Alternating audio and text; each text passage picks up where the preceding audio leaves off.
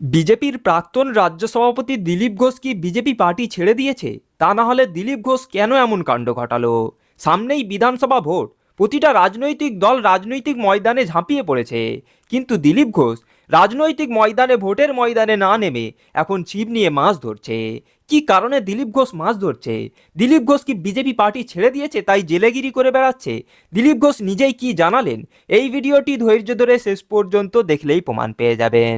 প্রথমে দেখুন পশ্চিমবঙ্গে এই বিধানসভা ভোটের আগে বিজেপি পার্টির কিভাবে ডামাডোল অবস্থা, কিভাবে বিজেপির পুরোপুরি ছন্নছাড়া অবস্থা, এবং শেষে দেখুন বিজেপির বড় নেতা এবং প্রাক্তন রাজ্য সভাপতি দিলীপ ঘোষ কি কারণে মাছ ধরছে। তিনি কি বিজেপি পার্টি গোপনে গোপনে ছেড়ে দিয়েছে? দিলীপ ঘোষের নিজের মুখেই শুনে নিন। বিজেপিতে ভাঙন। চলতি বিধানসভায় ছিল ৭৭ সদস্য, বর্তমানে তা কমতে কমতে ৬৫ হয়েছে, কিন্তু তাতেও থামছে না পরিষদীয় দলের ভাঙন।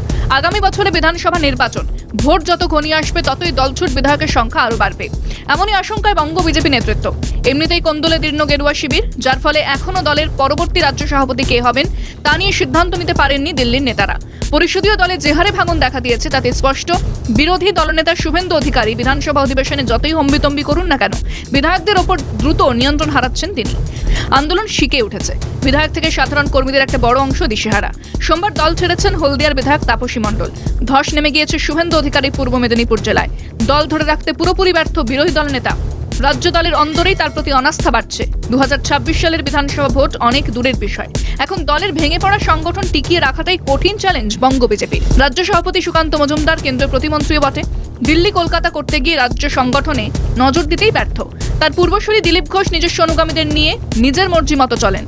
সবাই সবার গোষ্ঠী স্বার্থ রক্ষায় ব্যস্ত। এই জলা এখানে আছে না, বালি খাদান, বিশাল গভীর গভীর বড় বড় মাছ আছে বলে, তার জন্য আলাদা টেকনিক লাগাতে হয়। আমরা সেই পুঁটি থেকে আরম্ভ করে রূপচাঁদ সব মাছই ধরলাম, বলেই ধরা পড়লো। 26-এর আগে কি আরো কি বড় কিছু উঠবে? বড় মাছই ধরো, প্র্যাকটিস চলছে। বড় মাছ ধরবেন, প্র্যাকটিস করছেন।